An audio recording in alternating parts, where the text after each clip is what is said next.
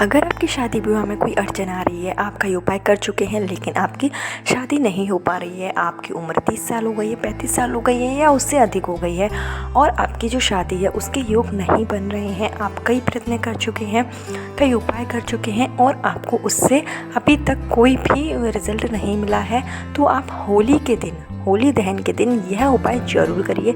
इसको करने से आपकी शादी के योग शीघ्र बनने लगेंगे और होली दहन का जो दिन होता है वो बहुत ही पावन दिन है।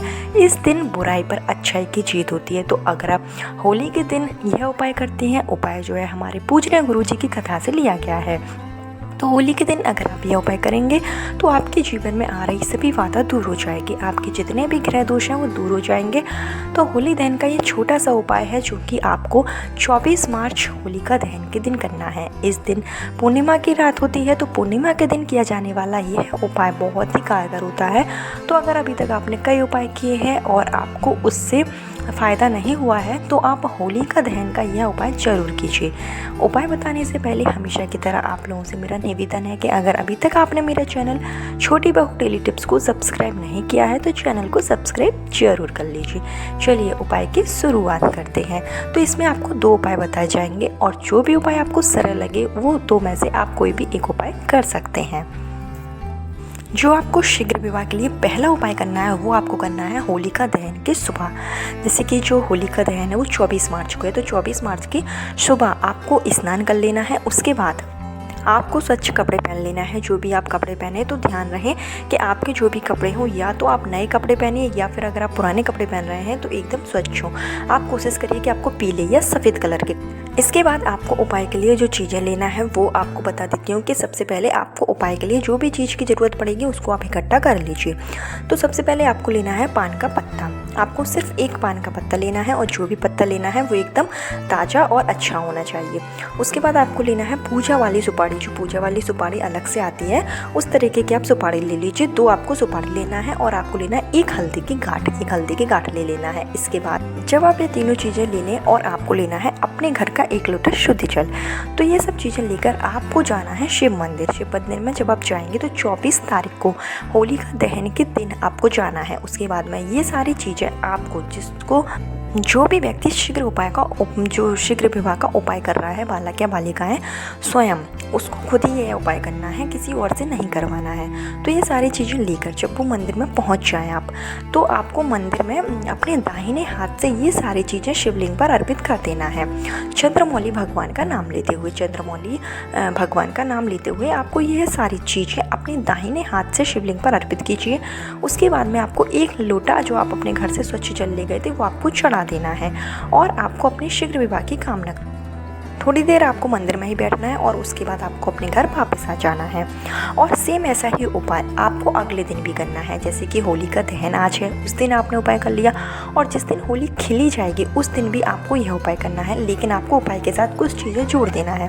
जैसे कि जो होली का दहन की राख होगी, होली जल जाएगी, उसके बाद जो राख होगी आपको थोड़ी सी राख किसी पात्र में ले लेना है और आपको यह सारी चीज़ें पान सुपारी और हल्दी लेकर और जब आप मंदिर में पहुंच जाएं तो सबसे पहले आप जो दहन की जो राख लेकर आए हैं, होलिका दहन की राख से आपको शिवलिंग का अभिषेक करना है। अगर आप शिवलिंग का अभिषेक दहन की जो राख होती है उससे करते हैं तो इससे आपके जितने भी नवग्रह होते हैं, जो भी ग्रह आपके खराब चल रहे हों, आपकी राशि में अगर कोई दोष है, शनि दोष है, काल सर्प दोष है, बृहस्पति दोष है, जिसके कारण आपकी शादी विवाह में अड़चन आ रही थी, वो सारे दोष अपने आप ही समाप्त हो जाएंगे।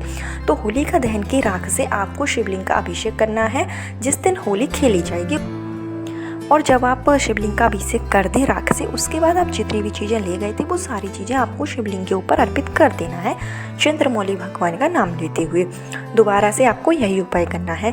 तो आपको जो उपाय है वो 2 दिन करना है, लेकिन आप जब दूसरे दिन उपाय करेंगे तो आपको जो दहन की राख है उससे भी आपको अभिषेक कर लेना है। ऐसे करने से आपके जितने भी ग्रह दोष हैं वो अपने आप ही ठीक हो जाएंगे, आपकी शादी के शीघ्र योग बनने लगेंगे। तो आपको होलिका दहन के दिन ये और दूसरे दिन अगर आप 2 बार यह उपाय करते हैं तो आपके जीवन में आ रही सभी बाधा दूर हो जाएगी, जितनी भी अड़चनें आ रही थी अपने आप ही दूर हो जाएगी।